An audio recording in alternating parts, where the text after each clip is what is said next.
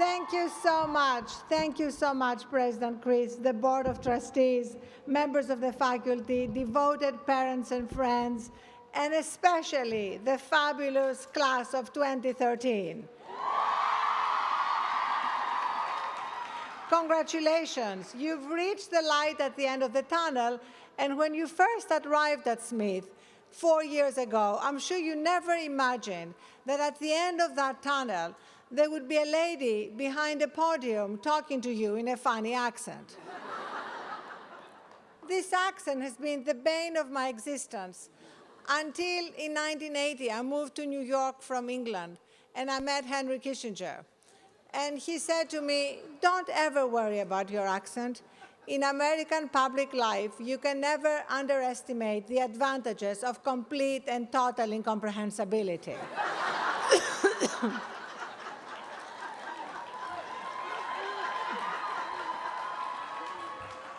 I am so grateful to be with you at this very special moment. You don't know it, but I have spent the last few weeks stalking you. On your Smith websites, on your Twitter feeds, on Facebook, on Instagram, on Tumblr, so I could get to know you better. So here's what I have found. You are fascinating and curious and quirky and asking the big questions and worrying about the little things and solving the cosmic riddles and agonizing about what shoes to wear at commencement. And what happens if you trip and become a YouTube sensation? I've learned about Smithies writing honors theses on subjects that I don't only understand, but I can't even pronounce. Like Lisa Stephanie Camden's thesis on Hi, Lisa. I want you to hear her thesis pronounced in a Greek accent. On entropy and enthalpy contributions to the chelate effect. I've learned about the 3 seniors who were part of the basketball team, which made the Division III NCAA tournament. A historic accomplishment to add to your already, lots of fans for them. A historic accomplishment to add to your already historic status as the birthplace of women's basketball. I've learned about the many Smithies who will be the first in their families to graduate from college. Like Maciel de los Santos, who began her journey in the Dominican Republic. So before I go any further, because I've been so impressed, I feel compelled to extend to all of you, graduating class of 2013, a lifelong invitation to blog on the Huffington Post.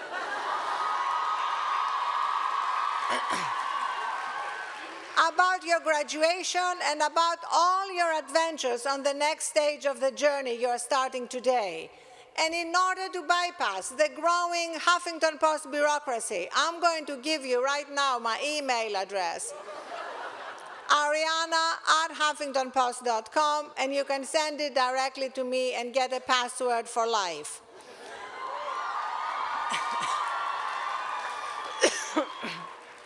Getting to know you has made me feel very protective of you, especially because I have 2 daughters who are about your age, college-age kids. And it has also made me realize that you don't need protection because you're absolutely ready and prepared to take on the world. And if you have attended the Virtual Center for Work and Life, you even have a passport to life after Smith,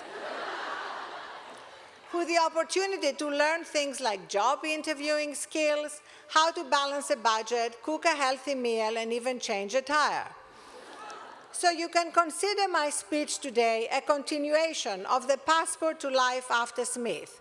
Though, in the interest of full disclosure, I can't cook and definitely cannot change a tire.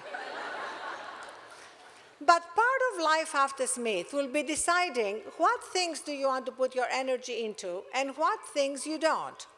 It was a big revelation for me when I realized that I didn't have to complete everything I thought I wanted to do, like learning German or becoming a good skier or learning to cook. Indeed, I realized that you can complete a project by dropping it.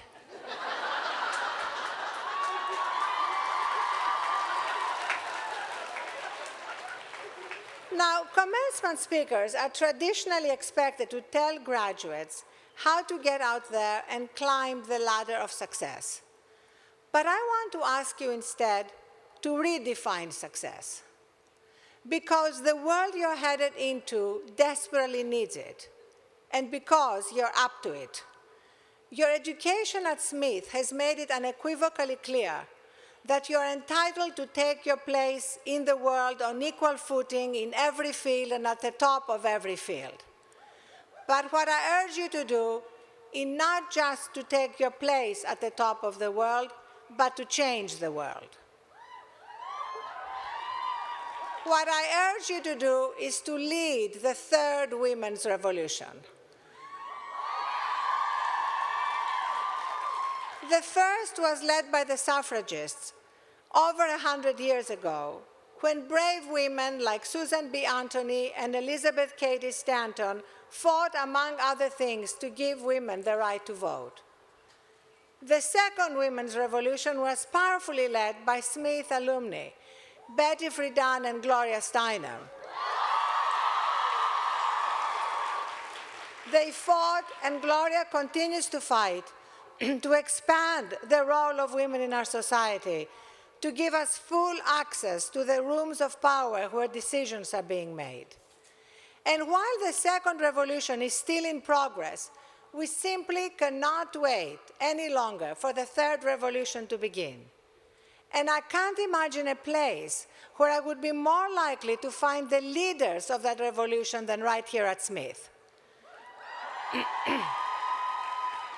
At the moment, our society's notion of success is largely composed of two parts: money and power.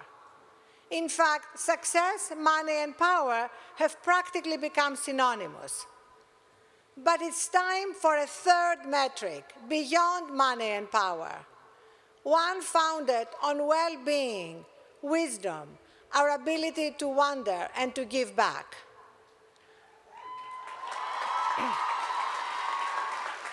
You know, money and power by themselves are like a two-legged stool.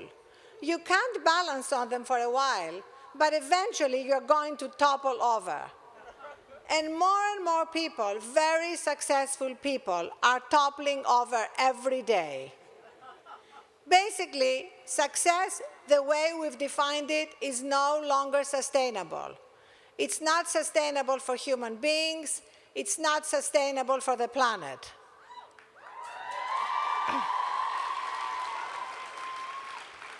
To live the lives we want, and not just the lives we settle for, the lives according to society's definition of success, we need to include the third metric.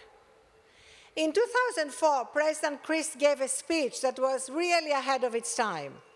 It was titled "Inside the Clockwork of Women's Careers." To me, it's very much a third women's revolution call to arms.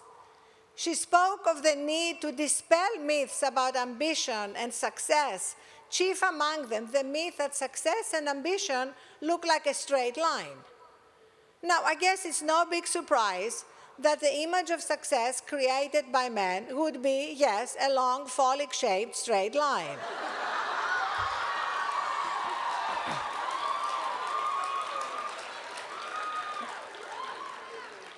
But if we don't redefine success, the personal price we pay will get higher and higher.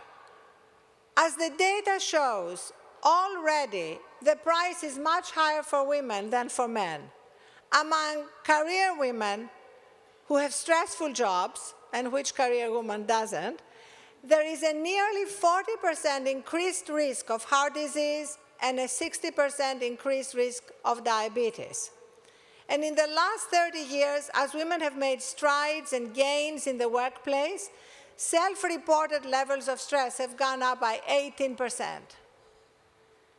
Another Smith graduation speaker, Alistair Cook, notoriously told the class of 1954 that their way to the top would be determined by the man they marry. Well, I want to do old Alistair one better and tell you, you don't get to the top by marrying someone. A much simpler way is to sleep your way to the top.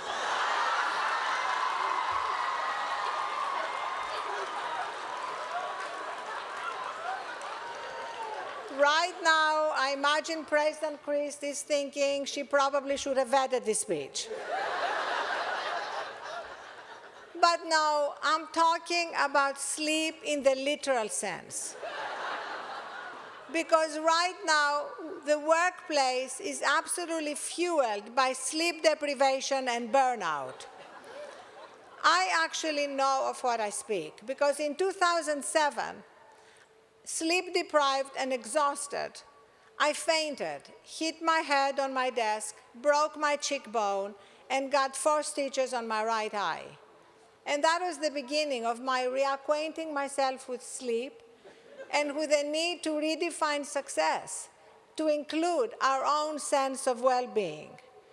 Because even if sleep deprivation is not affecting your health, it's affecting your creativity, your productivity, and your decision-making. Did you know that the Exxon Valdez wreck, the explosion of the Challenger space shuttle, and the nuclear accidents at Chernobyl and 3 Mile Island were at least all partially the result of decisions made on too little sleep? And according to researchers at Walter Reed Hospital, the only thing that gets better with sleep deprivation is magical thinking and reliance on superstition. So for those of you majoring in fortune telling, go ahead and burn the midnight oil. The rest of you, not so much.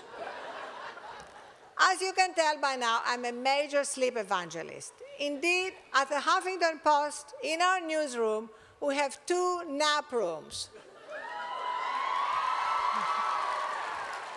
And at first, hundreds of editors and reporters and engineers were very reluctant to be seen in the middle of the afternoon having a nap.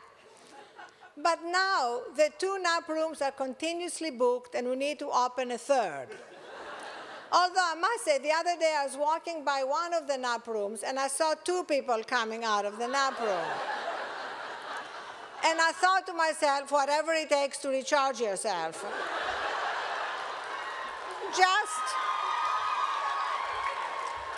Just please don't tell HR, okay?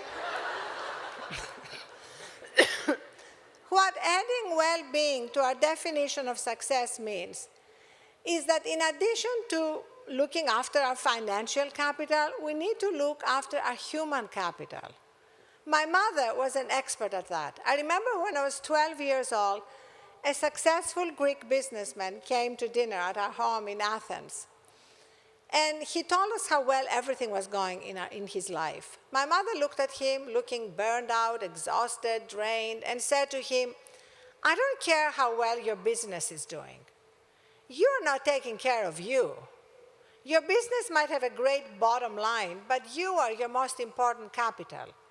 There are only so many withdrawals you can make from your health bank account, but you just keep on withdrawing. You could go bankrupt if you don't make some deposits soon. And indeed, not long after that, the man had to be admitted for an angioplasty. When we include well-being in our definition of success, another thing that changes is our relationship with time. Right now, we are all so stressed out about time that every time we look at our watch, it's later than we think. Researchers have a term for it, time famine. And Dr. Seuss wrote about it, ahead of the researchers, of course. How did it get so late so soon, he wrote. It's night before it's afternoon. December is here before it's June. My goodness, how the time has flown. How did it get so late so soon? Does that feel familiar to anyone, or more likely to everyone? The problem is that as long as success is defined by just money and power, climbing, and burnout, we will never have the time to be able to enjoy that other aspect of the third metric, wonder. I was blessed with a mother who was living in a constant state of wonder, whether she was washing the dishes or feeding seagulls at the beach or reprimanding overworking businessmen. She maintained her sense of wonder, delighted at both the mysteries of the universe and the everyday little things that fill our lives. And whenever I'd complain or be upset about something, she would say to me, "Darling, change the channel. You're in control of the clicker. Don't replay that bad, scary movie." And one of the gifts that that attitude to life gave her was the ability to cut through hierarchies. I remember one night I was living in London and dating a Tory member of parliament. It must have been one of those decisions made on sleep deprivation. And he brought home to dinner the then Prime Minister Ted Heath. My mother was in the kitchen, where she was most of the time, and a plumber had to come in to fix some last-minute problem. So my mother asked the plumber what he thought of the Prime Minister. "Not much," the plumber said. "He hasn't been good for working people."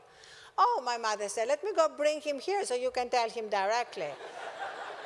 And she didn't think there was any problem at all about bringing the Prime Minister into the kitchen, and that's where he sat down and heard a mouthful from the plumber. Well-being, wonder, and now the third W, wisdom. If you look around you, you see leaders in positions of power, in politics, in media, in business, all of them with high IQs, great degrees, making terrible decisions. What is missing is not IQ, but wisdom. And today, it's getting harder and harder to tap into our own wisdom, because we are all so hyper-connected to our devices, our screens, our social media, that we're having a hard time disconnecting from technology and reconnecting with ourselves. Your very own, very wise Smith sophomore, Erin McDaniel, wrote in the Sophian about her decision to disconnect from all her social media. "We have eschewed," she said, "real social connections in favor of superficial, technology-bridged ones. We have become, in many cases, nearly as socially robotic as our computers." Now, you don't have the head of a digital company telling you to completely disconnect from technology. What I'm telling you is to regularly disconnect from technology, to regularly unplug and recharge in order to reconnect with ourselves and our own deepest wisdom.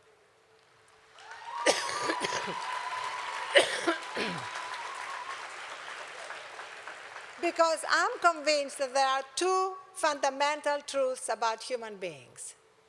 The first truth is that we all have within us a centered place of wisdom, harmony, and strength. This is a truth that all the world's religions, whether Christianity, Islam, Judaism, or Buddhism, and many of its philosophies, hold true in one form or another. The kingdom of God is within. But the second truth is that we're all going to spend most of our lives not in that place. We keep veering away from that place again and again and again. In fact, we may spend our lives off course more than we are on course. At the Huffington Post, we even launched an app called GPS for the Soul that gives you a proxy for stress and then personalized guides that help you course correct.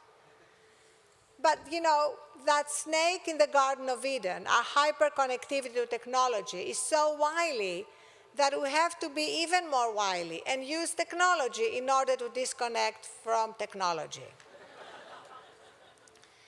When we are in that centered place of wisdom, harmony, and strength, life is transformed from struggle to grace. And we are suddenly filled with trust, no matter how many setbacks, challenges, and disappointments we are facing. Because there is a purpose to life that is often hidden, and that often makes sense only when we look back at our lives, not as we are experiencing it. And basically, when we move to that place of trust and grace, we can live our lives as Rumi suggested, as if everything is rigged in our favor. So we've talked about well-being, wisdom, and wonder, and now the last element of the third metric of success, empathy, compassion, the willingness to give back. The founding fathers wrote about the pursuit of happiness. But if you go back to the original documents, as I'm sure all of you Smithies have done, happiness does not mean the pursuit of more ways to be entertained. It's the happiness that comes from feeling good by doing good. Of course, many of you already know that. Smithies have given back in countless ways, near and far, working with Chinese schools and NGOs through the Smith China Project, spending time in the community with people with disabilities through the Best Buddies program, tutoring children in Holyoke, and using digital storytelling to start conversations about health issues in Springfield. So as you leave this beautiful campus to follow your dreams and scale great heights in whatever field you choose, I beg you, don't buy society's definition of success. Because it's not working for anyone. It's not working for women. It's not working for men. It's not working for polar bears. It's not even working for the cicadas that are about to emerge and swarm us. It's only truly working for those who make pharmaceuticals for stress, sleeplessness, and high blood pressure.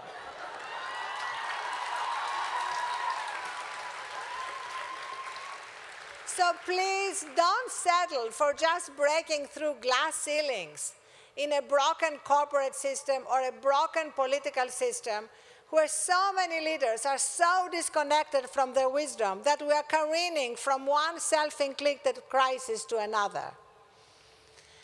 Change much more than the M to a W at the top of the corporate flowchart.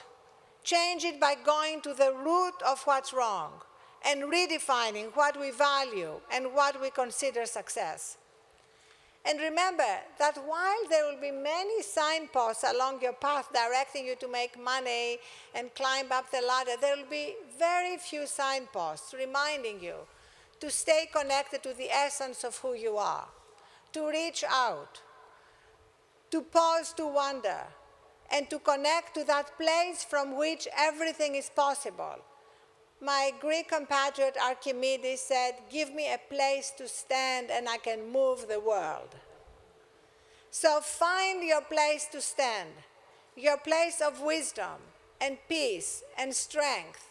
And from that place, lead the third women's revolution and remake the world in your own image and your own definition of success, so that all of us, women and men, can live our lives with more grace, more joy, more empathy, more gratitude, and yes, more love.